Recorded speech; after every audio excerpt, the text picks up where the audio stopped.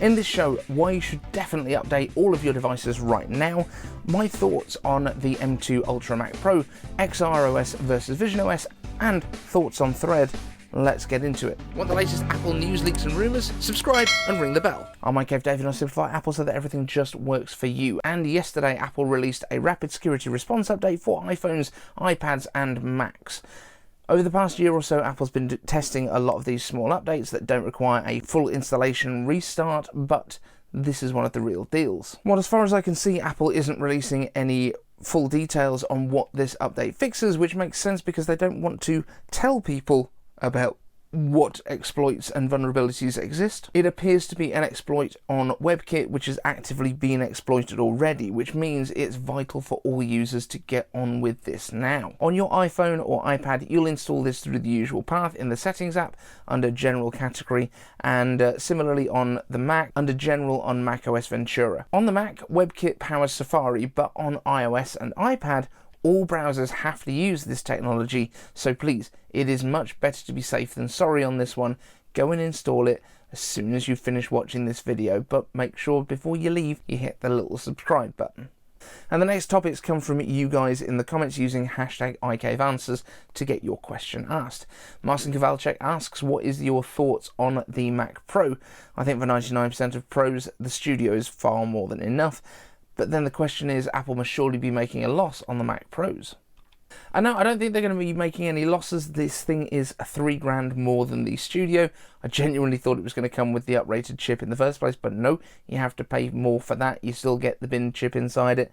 But those motherboards that this thing is built upon are not really going to cause a huge amount of issues for Apple to produce. You're still going to be using that logic board. Is still going to have the same Ultra chip on it.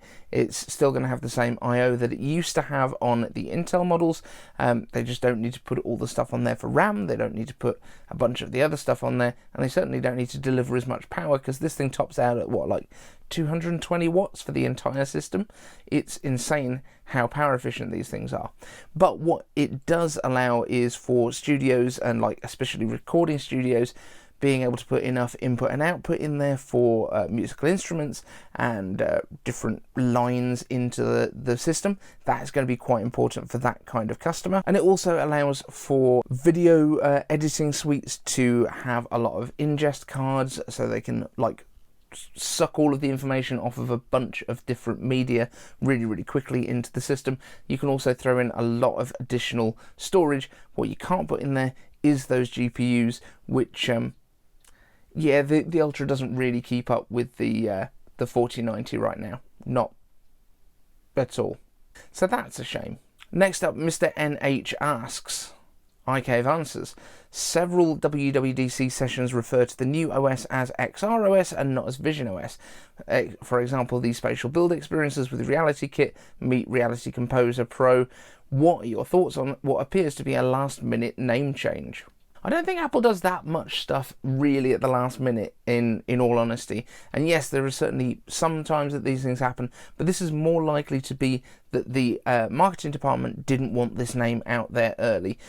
Reality Pro is the name that kind of everyone had been talking about for a long time.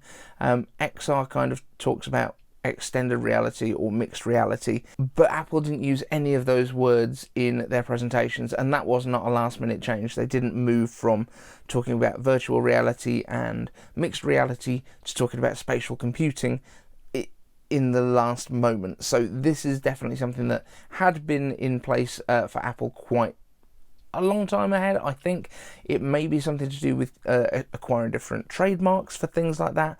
And obviously they also registered XR. Perhaps they were just trying to keep the name under wraps really well, which is why they also registered those ones. But I don't think it was a last minute thought to change the name to Vision. And Team Kinetics asks, iCaveAnswers, initial thoughts on Threads. I'm reluctant to start using it as the last thing I need in my life is more social media. I get it. But this is kind of a very new platform. It is very much set up differently from the others, at least for now. You do need to have an Instagram account in order to get over there, but that also kind of streamlines a lot of the setup. There are no ads right now, so it is a very clean experience. It's very kind of engaged as well for the amount of people that are on there, and I think it's well over 100 million users at this point, so it's not going to be a flash in the pan thing, I don't think. I think this is going to stick around.